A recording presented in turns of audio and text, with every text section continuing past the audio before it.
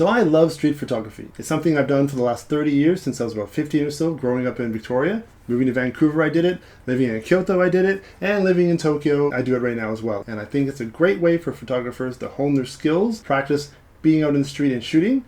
And I also think it's a little bit daunting for people who are just getting into photography. So I thought I'd give you my 6 tips to beginner's street photography, and hopefully this will help you get out in the street and enjoy your experience while shooting out in the street that much more, because it really can be a lot of fun and very rewarding experience when out shooting street photography. So tip 1, travel light. I know we all have the big DSLR bodies, and if you've been doing photography for a while, you might have a lot of different lenses and things like that, but don't just try to take out everything you have just because you might need it. When I go out and do street photography with my Nikon Z9, I take max 2, maybe 3 lenses at the max. One lens I'll have is the lens I'm shooting with right now on my Z9, is the 40mm f2.0 lens. Beautiful little lens, very compact, and I really like it. Or I might also bring out the 85 1.8 that I have for the Nikon Z9. Great again, very compact. I love the bokeh on this one and it shoots very nice. 85mm is a great focal length for when out shooting in the street. And if I'm feeling a little bit extra, energetic and I don't mind a little bit extra weight, I may also bring out my 105 1.4. This is an F-mount lens. Beautiful, beautiful lens, but it also means I have to bring out the adapter.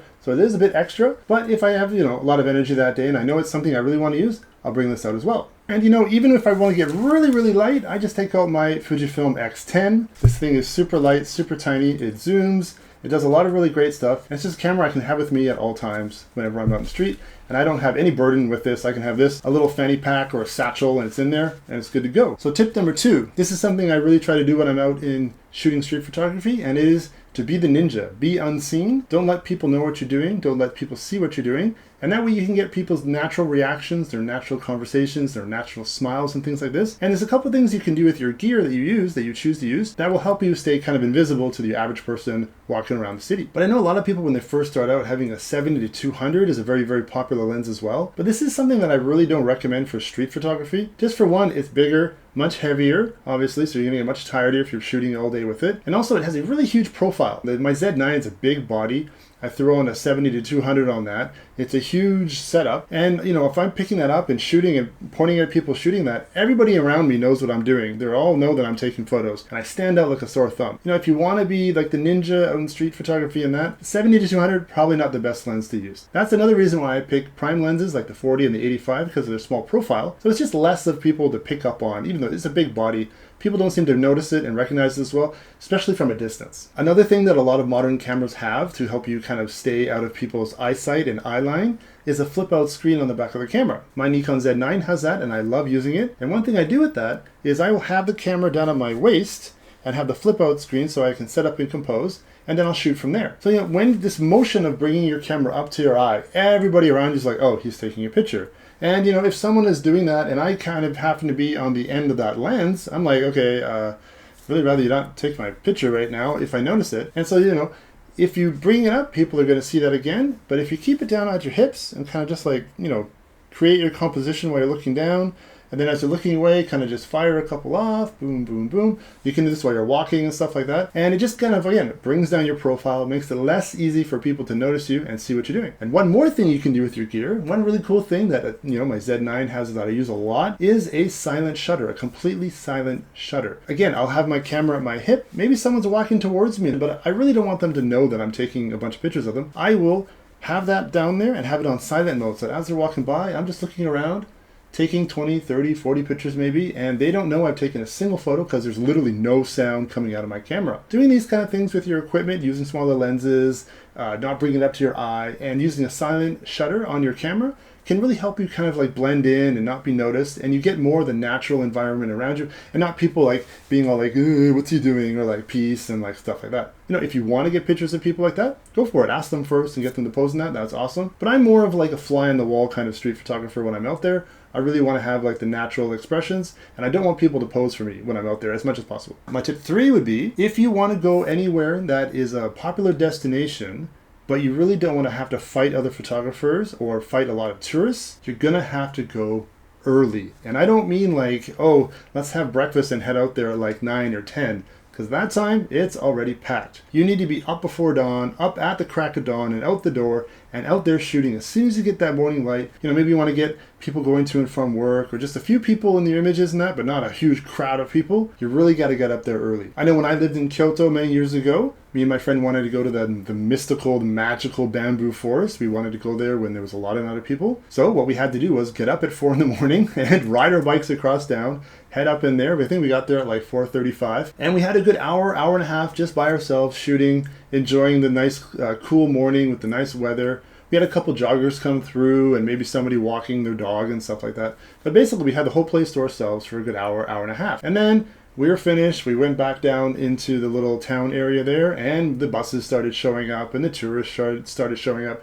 The trains started arriving. We had our coffee and the people came by, and we were gone by the time it was full. So if you really want to get somewhere with no people and nice light in the morning, get up early, get up way more earlier than you think you actually need to. Just get there as early as you can. On the flip side of that, I actually do like taking pictures of people in the hustle and bustle of the street with nice light and golden hour and things like that. One thing that I do recommend is going out, if you do want people more in your shots, going out into the later afternoon, trying to get that nice directional golden hour light that's coming down in the last hour and a half or so of your day. It can be a really great time to shoot. A lot of fun trying to find that harsher light, the stronger shadows and that kind of thing, and getting a few people, local people and stuff like that in your pictures. Often, at 5 or 6 o'clock, a lot of people have done work. They're going home, they're out having a beer or something like that. They're doing their thing, and they're a little bit more relaxed than if you're trying to get people while they're going to work and stuff.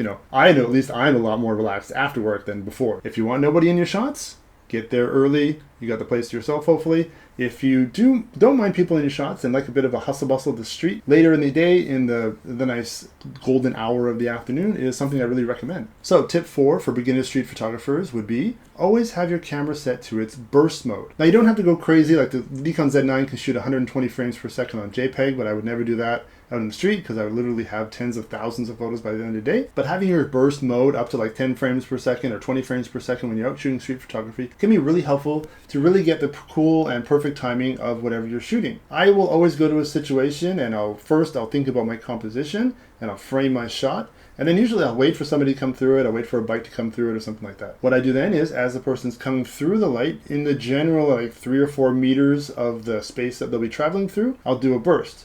The reason I do this is because I really like having their legs properly positioned sometimes, or they might change their expression or turn their head and do certain things like that while they're moving through your frame. So you never know which instance will be the best one of that person going through your shot. So as a general rule, I just usually blast a sequence of photos as they go through, and then at the end, I go back and double check it at the end. So number 5. Now I've kind of mentioned composition and light and things like that in the previous tips. And for me, I think something that a lot of beginner photographers, intermediate photographers, and even people who call themselves professional photographers can really always practice on and learn more about is composition and light in their images. How to compose your image so it's interesting, so it brings out an emotion in your viewer, so it shows exactly what you want to show to the viewer, and how do you utilize the light in the image, the light in your area, but how does that light affect what's going on in the image and the story you want to tell? There's lots of ways of learning this. There's lots of different videos on YouTube that talk about this very specifically. But I think one really good way to learn this kind of thing, and it's something that I was told as a beginner photographer, is look at a lot of photos, just constantly look at a lot of different photos. And I don't mean go on Instagram and just look at random photos, but go to museums that have exhibits on photography. Pick up photo books. Watch movies. So one thing I really like about movies, and once you kind of have this in your head, it's really hard to unsee it. Every frame in a movie is obviously very thought out. Think of it as a picture, a moving picture maybe, but the composition and the lighting in every frame of every movie ever created basically is very, very thought out of, and it's a very great way to learn the composition and lighting and get ideas for your own photography. Now, my 6th and probably kind of the final tip that I have here for generally in street photographer for beginners is be patient. Good photos in the street don't just come at you every 5 seconds. I myself will go out for 4 or 5 hours at a time, and maybe I'll come back with like 10 to 15 images that I think are okay and I don't mind. Maybe every once in a while I'll get a real banger and it's really nice. But some days you go out and you really just don't come across anything. Nothing really opens up to you. The lighting's bad maybe. There's no interesting people. The place you go to is like more boring than you thought really, and it's just nothing clicks. And that's fine. You have to be very patient with street photography. It takes a long time to perfect. It takes a long time sometimes to find images that you like, but the cool thing is it is really, really fun, and it really doesn't cost you anything to just go out in the street and shoot, as long as you already have a camera on that. So be patient, be the ninja, don't be the berserker going through and just trying to get an image no matter what, but sit there and wait. You know, there was an image that I took in Shibuya a while ago with my Fujifilm X10. There was really cool light. I was elevated a few stories up. I really knew the frame I wanted, and I could see cars coming through, but I really wanted to wait for a bicycle. So I sat there and waited, and waited, and waited. I had my camera framed up, and I was just watching, and when the bike finally did come through, hit that button, I got the shot I liked, and I really enjoyed that shot. You need to be patient, let the images come to you, and sometimes you just have to sit on a spot and wait and see what happens. So those are my kind of, 6 tips for street photography. I hope that helps. Maybe if you have some other tips in that you want to share with people who might be looking at this video, hit me up in the comments down below. I love hearing from you guys. Lots of very positive comments these days. So thanks a lot for that. And yeah, subscribe, and I hope to talk to you guys soon. Cheers!